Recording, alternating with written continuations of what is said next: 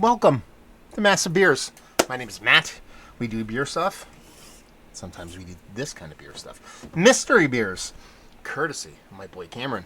Yeah, Cameron. It's like, hey, my dad turned you on your beer reviews.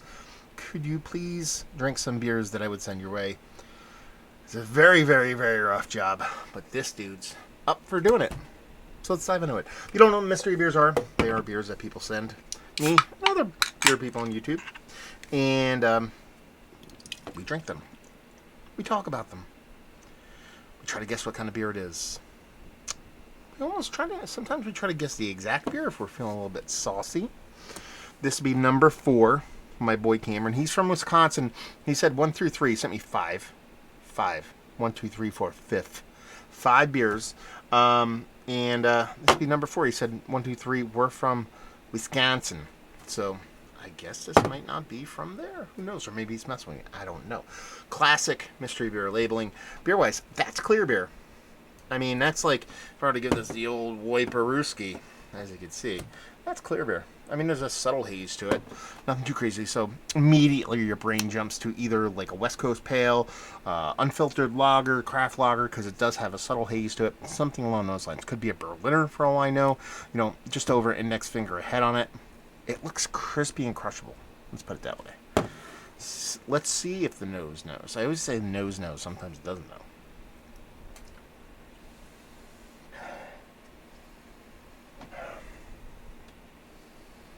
There's a lemony characteristic to this. There's not much to it. There's a lemony characteristic to it. Knee-jerk reaction to me, and this is going to sound like, okay, pick a lane. It's either macro lager or like a Belgian pale. I know you're like, what are you talking about, dude? Those are distinctly different beers, but there's that lemony thing. Reminds me of like it's a lemony enough for me to kind of be like, is there kind of yeastiness of a Brett characteristic? I don't know going on. But there's not enough of it to where I could just be like, it could be an off thing. There's a soft touch of sulfur in there, like super minute. It smells light and drinkable. I'm just gonna dive into it because I don't think the nose is giving me much. Cheers.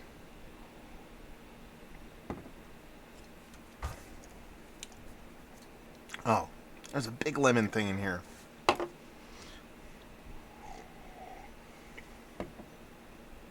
There's a big lemon thing, and there's a sturdy bitterness. I shouldn't say big. It's not a big bitterness for what this beer is, which I'm thinking is in like the 4% range. It's a decent bitterness, and that lemon thing, it's got to be somebody's version of like a Belgian pale, maybe with like there's so much lemon in here. I want to say like there's some added lemon to it, like a lemon rind, or even like it could be lemon drop hops. But when's the last time I had a Belgian? When's the time I've ever had a Belgian beer with lemon drop hops? I don't know. What I can tell you is that I can drink. Oh man, I just got. Watch this be like Schlitz. I just got like this huge honeydew melon rind off of this, like crazy. So I kind of rotate through breakfasts. I'm kind of a creature of pattern when it comes to consumption of food, and more specifically breakfast. Breakfast is very much kind of like regimented for me, to where I eat the same thing. Sometimes I'll just eat a bagel, and sometimes I'll eat a bagel for like a month straight for breakfast. And then I'll switch to fruit, and I'll just eat fruit for breakfast, and maybe a yogurt if I'm like not enough fruit and I want something a little bit that'll hold me over. I'm currently in my fruit cycle for one reason. It's fruit season and it's awesome. And two, I have fruit mornings with Micah, my son. I sit down, I cut up all my fruit, and then we sit together and then we eat fruit in the morning and we laugh. That's kind of like our thing. And those fruits usually consist of cantaloupe. That's kind of like the focus of the fruit. Then there's watermelon and honeydew. Those are the two that rotate in and out. And this has all the cantaloupe rinds, at least on that sip.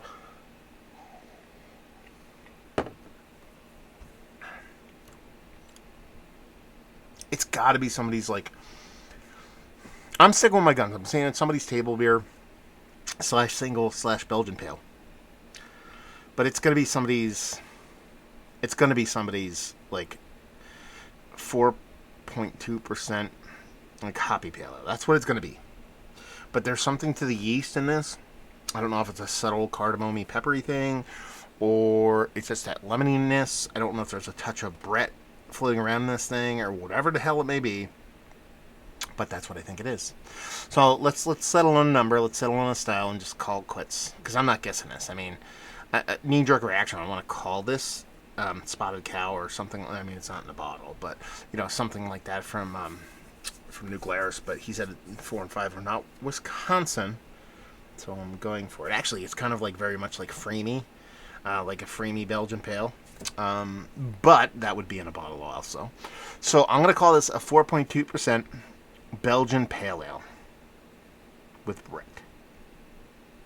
That's what I think this is. So let's see. This is going to be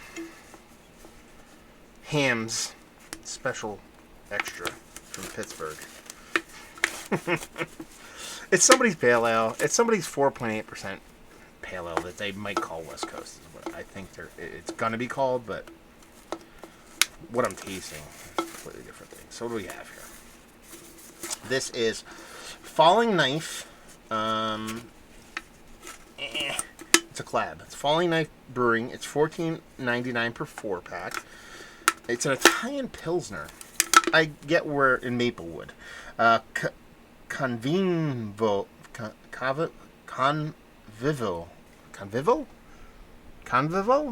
I don't know. Oh, there's a fly in here. I hate bugs.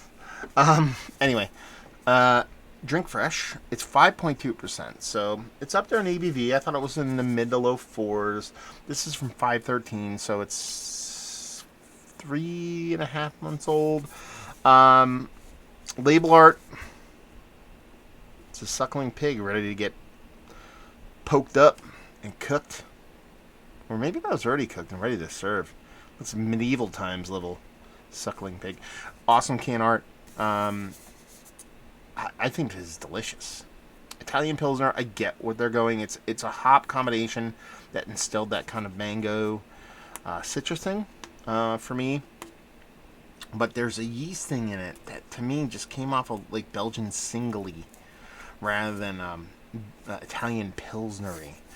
And I didn't talk about lager, so I lost on that one too. So, you know what the best part about, and I'll say this right now. This beer is delicious. I would have loved to have it fresh. It's not on you, Cameron, because I appreciate you sending it off, and it's a very fun beer to do. I can crush the crap out of this. $15 4-pack, a little bit high, a little bit, for a Italian Pilsner. If you're giving me this in a 4-pack, or 6-pack, sure. 4-pack, even 6-pack 12 ounces, I kind of want this to be around 13, 14. Not 15. But it's damn delicious. I like it. And I was going to say, well, before I went that tangent, even when I lose, because technically I lose, I call this a Belgian single.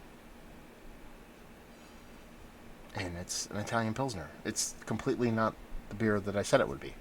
But I win because it's tasty and I'm drinking it. So there you go. That's the best part about Mystery Beer Wins. Know nothing about this brewery, so I'm gonna lean heavily in the camera. I'm gonna leave heavily into y'all. Where are they located? It's got to be close to Wisconsin, I would assume. Minneapolis, Minnesota. So they're big city folk. Falling Knife Brewing Company. So they're the ones that actually are on the production side of the collab. Harding Street, Northeast Minneapolis, Minnesota. I actually do really dig this can art. But yeah. Let's talk about it. You guys tell me what you know about Falling Knife, what you know about Maplewood, what you know about Italian Pilsners as opposed to Belgian singles. Yeah, I kind of want to know. Is it one of the better Belgian singles I've had as of late? Yes. Is it one of the better Italian Pilsners I've had as of late? Yes. How about we do that? We'll just say yes across the board. Is it delicious beer? Emphatically, yes. Hopefully you guys enjoyed the review. Thank you very much for sending off the mystery beer. Cameron, I very much appreciate it. You're all more than welcome to send them off if you ever want to. One of my favorite reviews to do. Hopefully you guys enjoyed the review. Hopefully you're enjoying Belgian single Italian Pilsner. It's a mash. Hopefully see you next time. Cheers, y'all.